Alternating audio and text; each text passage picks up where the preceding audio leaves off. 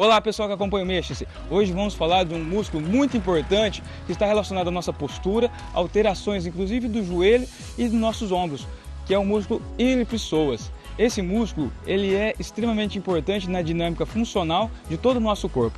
Para isso vamos convidar a fisioterapeuta Fernanda Carmona para nos falar um pouquinho mais sobre essa estrutura e como manter a saúde dela.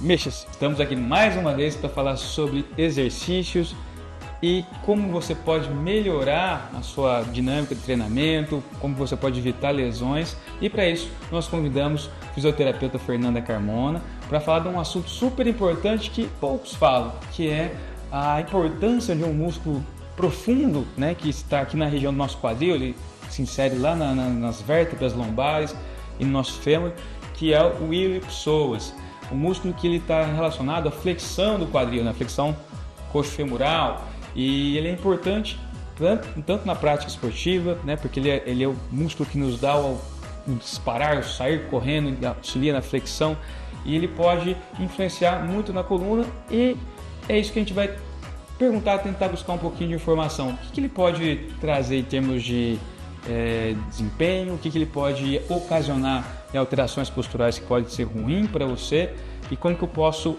melhorar isso. Fernanda, eu escolhi esse assunto porque a nossa vivência no dia a dia na academia, inclusive avaliando, né, praticantes ou pessoas que vão iniciar um processo de treinamento, existe um quadro de encurtamento desse músculo de uma forma um pouco constante, né? Acho que grande parte das pessoas que a gente avalia tem um encurtamento desse músculo de forma bilateral ou só de um lado, que pode ocasionar disfunções da pelve, né? E isso vai levar a uma situação às vezes de quadro de dor ou tração na coluna. E eu queria a opinião que você possa nos dar em relação a esse músculo. Qual a importância dele, tanto para a saúde quanto na prática esportiva, prática do exercício físico? Boa tarde, Wilson. Então, o psoas, até para nós aqui na clínica, ele é um músculo de extrema importância. Ele é um músculo bilateral, né? E a inserção dele são em todas as vértebras lombares. Então, toda a coluna e discos intervertebrais são os pontos de fixação do ilio-psoas. Quando um é mais encurtado que o outro, ele vai provocar uma disfunção pélvica, que é aquela falsa perna curta. E aí vai dar uma assimetria total no corpo, entre o quadril e os ombros. Então, é aquela pessoa que ela vai ter uma tendência maior a ter dor no joelho, dor no quadril, dor lombar, porque ela vai ter uma contratura dele e ele vai curvar aquela falsa escoliose. Então ele é um músculo de extrema importância, ele deve ser alongado de preferência no início e no final do trabalho muscular. Entendi. Essa disfunção nesse músculo, ela pode influenciar nos exercícios na musculação? Por que será? A gente não tenta entender por que será que a gente encontra um nível tão grande de encurtamento nessas pessoas que de repente já praticam a academia, a parte de musculação, né, no ambiente da academia. Será que por conta de uma falta de atenção em relação ao alongamento? O que você acha que a gente pode... Eu acredito que sim, principalmente porque o ilio-psoas, ele é um músculo que a gente não vê trabalhando ele no sentido de alongar, que seria a extensão da perna. A gente só vê no sentido de flexionar, porque a função dele é a flexão da coxa, né? Mas falta-se esse treinamento na extensão. E bilateral, né? A pessoa às vezes ela usa a lateralidade dela e usa muito mais aquele lado que o outro. E na verdade deve ser trabalhado igual, porque é um músculo bilateral. Então eu acho que ele perde potência nos exercícios, principalmente de membro inferior e de tronco, porque ele é inserido na lombar e como o corpo é todo um complexo sequencial, eu acredito que tronco também perde bastante potência. E você estava contando uma historinha num caso que você falou de que a pessoa tinha uma dor no joelho e poderia ter influência do ilio-psoas, é isso? Sim, ela veio com uma dor no joelho, diagnosticada com uma lesão do joelho e na verdade ela tinha uma tensão muito forte em um dos ilio-psoas, no caso o direito, e ele faz uma posteriorização do quadril. E ele puxa a perna, ele diminui. Então ela tinha uma sobrecarga maior do joelho daquele lado.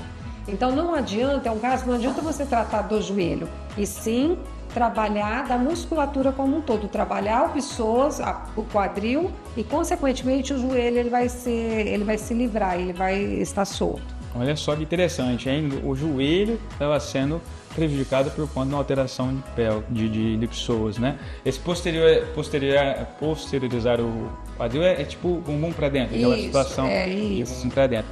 A gente conhece sim, né? Acho que a grande parte dos educadores físicos sabe da influência na coluna, levar a lombalgia. Então a gente tem outros acometimentos além desse quadro de dor lombar. Pode ter outros acometimentos além desses que a gente citou? Sim, como o psoas é um músculo muito grande, além do comprometimento lombar, da pelve, que está com sequência quadril, joelho, a articulação do ombro, porque ele faz uma cadeia cruzada, uma musculatura cruzada. Ele é um músculo de extrema importância na estabilização do corpo. Que bacana. E como que a gente pode melhorar essa função desse músculo? Alongando. Vamos fazer? Vamos fazer alguma coisa para mostrar para a galera o que a gente pode melhorar na sua vida? Vamos lá então. Bom, Fernando, então nós vamos fazer agora uma avaliação para ver se existe um encurtamento real e aí depois atuar para poder melhorar esse quadro, né? Então, um teste que geralmente a gente faz é um teste que a gente chama teste de Thomas, que é um teste para avaliar se existe, né, um encurtamento excessivo desse músculo. Então, a gente deita na ponta de uma mesa, de uma maca, né? E a gente vai fazer a flexão da perna e vai observar. O encurtamento ele vai ter, no caso, uma elevação da coxa. O pé dele ele não vai ficar, a coxa não vai ficar em extensão, ela vai ficar ligeiramente elevada, nesse sentido assim. E nós, osteopatas, fazemos um outro teste, Wilson. Você vai deitar e nós vamos medir o comprimento dos membros inferiores, tá? Então, aquele membro, aquele lado que o psoas é mais encurtado, a pessoa vai estar com a perna mais curta, que no caso do Wilson é a direita. Ele tem uma diferença nos maléolos, no comprimento dos maléolos. Pode ver que aqui, ó, a perna direita do Wilson, ela está mais curta, porque a contratura do psoas, ela inverte a posição do quadril, fazendo com que a perna se eleve. E realmente esse lado aqui é muito mais encurtado.